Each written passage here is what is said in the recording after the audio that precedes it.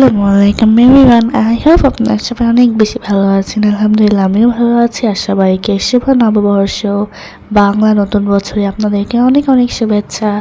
যাই হোক, আমি যেহেতু আর্টিস্ট তো ভাবলাম ব্লগটাও আর্ট দিয়েই শুরু করা যাক। যদিও বা এই আর্টটা হয়তো বা আপনারা আমার শর্টসে দেখে ফেলেছেন, তো ভাবলাম আরেকবার দেওয়া যাক, নো প্রবলেম। এবারের থিমটা আমি একটু অন্যরকম রাখার ট্রাই করছি, একটু বেঙ্গলি রাখার। যদিও আমার মনে হয় পদ্মপাতা আই থিঙ্ক মানে পদ্ম ফুল আই থিঙ্ক কোনো বাংলা নববর্ষের থিমের মধ্যে পড়ে না, তবে আমার কাছে একটু বাঙালি মনে হলো, এই কারণে এরকম করে আর্ট করেছি। কিছু একটু ডিফারেন্ট রাখার ট্রাই করেছি, তো কেমন হচ্ছে অবশ্যই জানাবেন। আই নো আরও বেটার করা যায়, তবে আমি সবসময় খারাপ করে ফেলি। আর এখানে আসলে আমি এরকম মার্কার ইউজ করে একটু দাগিয়ে তারপরে পানি দিয়ে স্প্রেড করে দিচ্ছিলাম, তো কেমন হচ্ছে অবশ্যই জানাবেন। আর এই তো আমি আমার শাড়ির সাথেও একটা ভিডিও ক্লিপস নিয়েছিলাম, আর শাড়িটা কখন পরেছি কবে পরেছি এই বিষয়ে পরে বলছি। আর এখানের জন্য আমার আরেকটা এক্সপেরিমেন্টের কথা বলি। আপনারা হয়তো আমার শর্টসে দেখেছেন আমি অনেক আগে একটা নেল পলিশ বানিয়েছিলাম হোমমেড, যেটা অনেকেই ট্রাই করেছিল, তো ভাবলাম আজকে একটু পহেলা বৈশাখ উপলক্ষে বানানো যাক। আর আমি এত বেশি একটা বোকামি করেছি, আমি হলো সব আইশ্যাডো একেবারে দিয়ে দিয়েছি। পরে আমার গ্লু অনেক বেশি লেগেছে, আর এটা একদমই নষ্ট হয়ে গেছে, খুবই বাজে দেখাচ্ছিল নখের ভেতরে, মানে খুবই বেশি খারাপ করে ফেলেছিলাম। তাও ভাবলাম লাস্ট পর্যন্ত একটা ক্লিপস নেওয়াই যাক, কিন্তু এটা আমি আর হাতে দিতে পারিনি, আর খুবই বেশি একটা খারাপ কালার হয়ে গিয়েছিল, একদম বেশি একটা লাইট পিঙ্ক হয়ে গিয়েছিল। আর এই নববর্ষে কিন্তু আমি একটা আর্ট বক্স একটা পেইন্টিং বক্স গিফট পেয়েছি। এতে তো সব কালারের আছে। এটা একটা রিভিউ ভিডিও আমি পরে দিব, সাথে শর্টস আপলোড করে দিব, সবাই চ্যানেল সাবস্ক্রাইব করলেই পেয়ে যাবেন ভিডিওগুলো।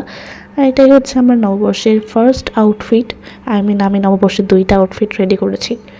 যাই হোক, এখন আমি শাড়ি পরবো, এই যে আমার সব জুয়েলারি আপনাদেরকে দেখিয়ে দিলাম।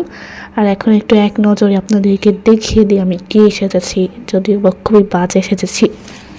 হ্যাঁ, আমার শাড়ি পরার স্টাইল দেখে প্লিজ কেউ হাসাহাসি করবেন না, কারণ আমি এবার জামার উপর দিয়ে শাড়ি পরেছি, আমি এবার ব্লাউজই খুঁজে পাচ্ছিলাম না, কারণ আমি আসলে অনেক অলস আর অনেক অগোছালো। যাই হোক, যদি আমি মাঝে মাঝেই বলেছি আমার জিনিস গোছাতে ভালো লাগে, তবে আমি আসলেই সত্যিই কারে গোছাই না। আর এটা হচ্ছে আমার পহেলা বৈশাখের সেকেন্ড আউটফিট। এটা যদি আমার আগের বছরের কোরবানির আউটফিট, তবে এটা দিয়ে আসলে কোনো ছবিও তোলা হয়নি আর সেইভাবে পরাও হয়নি ঈদের টাইমে।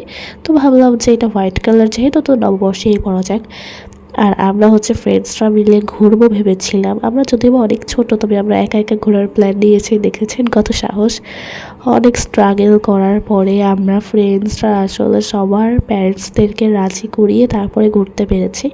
আসলে এই স্ট্রাগলের কথা যারা স্টুডেন্ট আছে তারাই ভালোই জানবে। আর এখানে আমি আপনাদেরকে দেখিয়ে দিচ্ছিলাম যে আমি কী কী মেকআপ করবো। যদি আমি শাড়ির সাথে কী কী মেকআপ করবো ওইটাও আমি দেখিয়েছিলাম, তবে ভাবলাম যে এত কিছু দেখিয়ে কোনো লাভই হবে না, ভিডিওটা শুধু শুধু অনেক লং হয়ে যাবে। ব্লগটা লাস্টের দিকে অনেক বেশি ইন্টারেস্টিং হবে, তাই সবাই প্লিজ ব্লগটা দেখবেন। আর এই তো এখন আমরা আমাদের স্কুলে চলে এসেছি। স্কুলে হচ্ছে কয়েকটা স্টল ছিল, ফ্লাওয়ার বুকে, তারপরে খাবার দাবার, আরও হচ্ছে ক্যান্ডেল এরকম, আর বুকমার্ক, আরও অনেক টাইপের স্টল ছিল। ভেবেছিলাম আমিও দিব, তবে আসলে আমার এত কিছু করার কোনো ধৈর্যই নেই। যাই হোক, আর এখানে আমি সব কিছু একটু এক্সপ্লোর করলাম, তবে আমি কোনো কিছুই কিনিনি, কারণ আমার কাছে মনে হলো তারা স্টুডেন্ট হিসেবে একটু বেশি প্রাইস চাচ্ছে।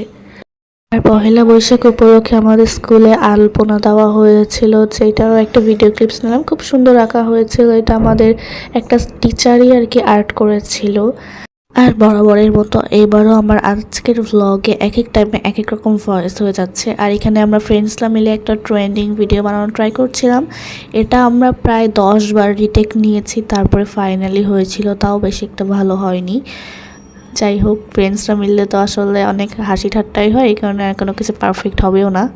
আর এখানে আমি দেখলাম যে স্কুলের আর কি বারান্দার এই দিকেও আলপনা করা ছিল, তো ভাবলাম এখানে একটু ভিডিও করে নিই। আর এখানে আর কি ডান্স প্রতিযোগিতা হচ্ছিল, আর এখানে আমার স্কুলের নেম লেখা ছিল, এই কারণে আমি এটা আর কি ব্লার করে দিয়েছি।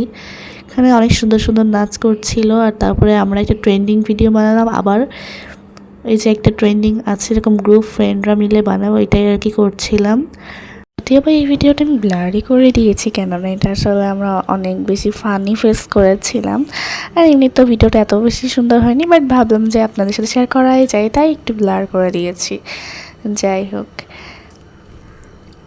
আর আমরা ওইভাবে আসলে নাচতেও পারি না, কেউ কোনো স্টেপও ঠিক করে করতে পারিনি, জাস্ট এমনি একটু একটু ভিডিও করলাম, একটু এনজয় করলাম, যেহেতু একটা নববর্ষ বলে কথা।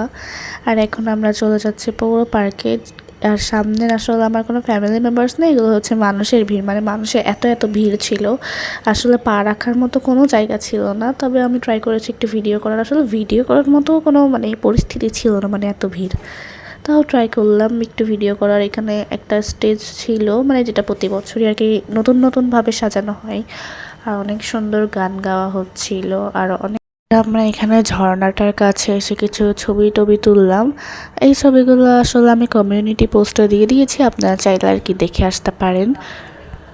আমি আমার আগের বছরের পহেলা বৈশাখের ব্লগে আরও অনেক কিছু শেয়ার করেছিলাম আপনাদের সাথে। তবে আসলে এই বছর তেমন কোনো প্ল্যান না থাকলেও ফ্রেন্ডসরা ঘুরতে যাব, আর এই প্ল্যানে আসলে থাকবো না এরকম তো বিষয় হবে না, এই কারণে আর কি একটু বের হয়েছি।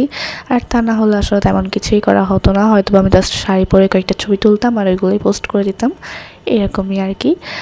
এখানে ফেস পেইন্টিং করারও অনেক মানুষ ছিল, আরও অনেক টাইপের জিনিস ছিল, খাওয়া দাওয়া, ফুচকা, মানে কেক, জুস, মহব্বতের শরবত, যেটা আসলে আমি খেতে পারিনি কারণ আমি তার আগে অনেক কিছু খেয়ে পেট ভরিয়ে ফেলেছিলাম। আর এখানে আমরা 2 প্লেট ফুচকা অর্ডার করছিলাম, মানে অনেক কিছু ছিল। আর তাছাড়া ছিল টি শার্ট, মানে দৈনন্দিন জীবনের অনেক কিছুই ছিল, সেগুলো আসলে বলে শেষ করার মতো না। তারপরে আমরা খেলাম ফুচকা, জুস। আর এই তো এরপরে আমরা এখানে একটা আইসক্রিমের দোকানও দেখতে পেয়েছিলাম, লাইভ আইসক্রিমের দোকান। তো ভাবলাম এখান থেকে একটা আইসক্রিম খেয়ে নেওয়া যাক। আর তারপরে আমরা আবারও আরেক প্লেট ফুচকা খেয়েছি। আসলে মেয়ে মানুষদের তো আসলে ফুচকা অনেক বেশি পছন্দের। আর এখানে আমরা একটা ভয়েস দিয়েছি, তো কি বলেছি তাড়াতাড়ি শুনে ফেলুন আপনারা। তো ফ্রেন্ডস বল, আমাদের এই ঘোরার পিছনে কত স্ট্রাগল আছে বল। আমার মা তো গাইস একদমই রাজি হচ্ছিল না, অনেক কষ্ট করে আমি আসছি। এটা মনে হয় আমার ফার্স্ট অ্যান্ড লাস্ট টাইম যাবে ঘুরতে। হ্যাঁ, এটা আমাদের ফার্স্ট টাইম লাস্ট টাইম। তুই কিছু বলতে চাস?